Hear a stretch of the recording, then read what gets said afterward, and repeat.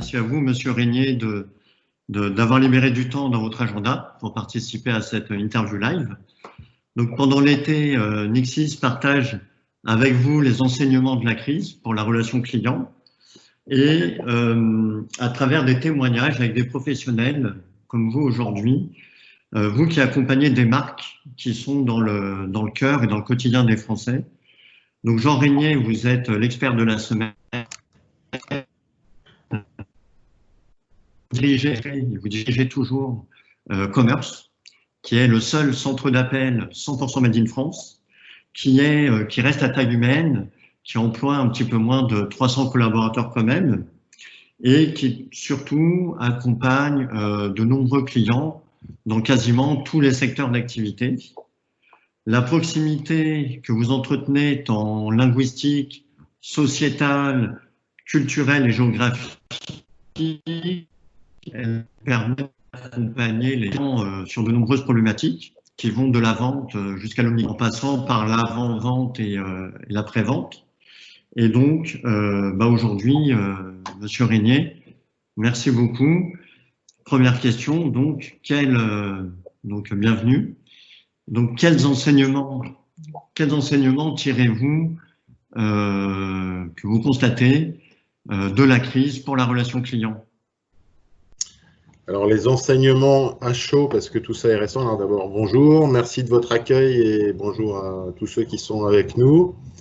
Les enseignements sont forcément à date des enseignements à chaud, comme on dit, parce que je crois que passer la sidération des premiers moments à la mi-mars, quand le confinement a été annoncé, chaque entreprise a essayé de parer au plus pressé, de s'organiser. Commerce, comme l'ensemble de ses confrères, est avant tout une société de service. Servir, c'est un engagement. Et la notion d'engagement, c'est quelque chose de fort. Et je pense que c'est notamment dans les moments difficiles qu'on est capable de montrer aux clients qu'on est à leur côté, qu'on prend les bonnes initiatives sans forcément les solliciter et rajouter des difficultés aux difficultés. Donc, on a essayé de mettre en œuvre un certain nombre de solutions pour être aux côtés de nos clients dans ces moments difficiles. D'accord. Ensuite, pardon. Ouais, non, allez-y. Ensuite, les enseignements, ils sont nombreux parce qu'il faut essayer de balayer, entre guillemets, tout le périmètre de nos métiers de la relation client. J'ai envie de parler de l'humain en premier, parce que je crois que toutes les études continuent à le démontrer, l'humain reste vraiment au cœur de nos entreprises, au cœur de nos projets, et c'est ça qui fait ou pas la réussite des projets qu'on peut conduire, même si la technologie, et on l'a vu aussi pendant la crise, apporte de vraies solutions.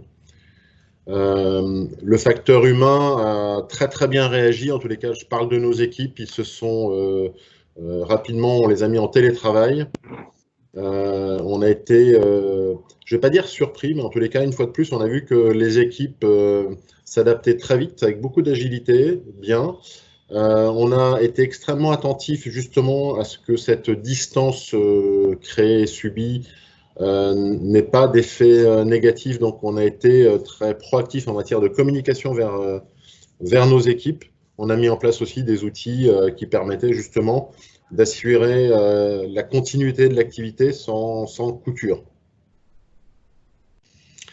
Alors, il y a peut-être des points sur lesquels vous souhaitez plus particulièrement qu'on détaille. Oui, disons, on entend, on peut lire dans la presse, ici ou là, que la proximité créée par la voix n'a jamais été aussi importante. D'autres disent qu'au contraire, le digital s'est accéléré, c'est-à-dire la bascule a été effectuée avec plus de canaux utilisés, plus de chats, parfois même, mais ça on en parlera peut-être tout à l'heure, plus d'autonomisation et d'automatisation avec des robots. Alors vous, par rapport au digital, qu'est-ce que vous avez constaté concrètement? Alors, bon, d'abord, nous, on a une vue partielle, c'est au travers des différents clients avec lesquels on travaille. Et effectivement, on a parmi nos clients l'un des leaders du e-commerce, dont l'activité a été particulièrement florissante pendant cette période de confinement, ce qui ne surprendra sans doute pas. Donc, il a fallu s'adapter extrêmement vite. Ça va dans le sens de ce que vous disiez, hein, effectivement. Alors, d'une part, les gens, je pense, les consommateurs avaient plus de temps à domicile, sans doute, pour surfer. Donc, tous ceux qui étaient bons digitalement, forcément, en ont profité. Je pense aussi que, au-delà du digital, il faut que derrière, à la fois, le service client soit performant et la chaîne logistique également. Je pense que ce leader qu'on ne présente plus réussit sur l'ensemble de ces points. Ce qui nous a valu d'ailleurs de devoir recruter et renforcer les équipes en pleine période de crise et encore aujourd'hui, ce qui est plutôt une bonne nouvelle. Donc chaque crise a toujours aussi des effets bénéfiques, celle-ci aussi.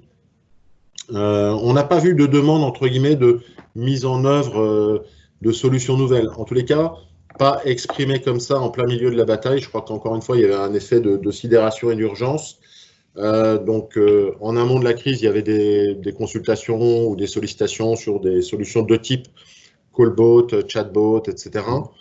On va dire que ce n'est pas la crise qui a permis d'avancer ça, parce que ça aurait été, je pense, sans doute trop tard, hormis quelques exceptions dont on a entendu parler. Il y a eu des solutions de type SVI, etc.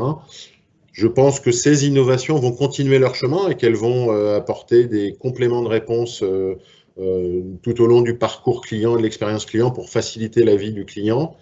Mais la crise n'a pas forcément été quelque chose qui l'a particulièrement soit freiné ou renforcé.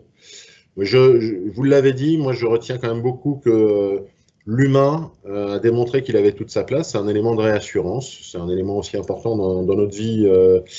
Dans notre vie quotidienne, La notion de proximité aussi est très importante. Et nous, un des enseignements qu'on tire au travers des premiers retours clients qu'on a eus, c'est que beaucoup de clients nous ont spontanément dit qu'ils allaient reconsidérer aujourd'hui les arbitrages qu'ils ont fait entre la part à l'offshore et la part, on va dire, made in France pour ce qui nous concerne.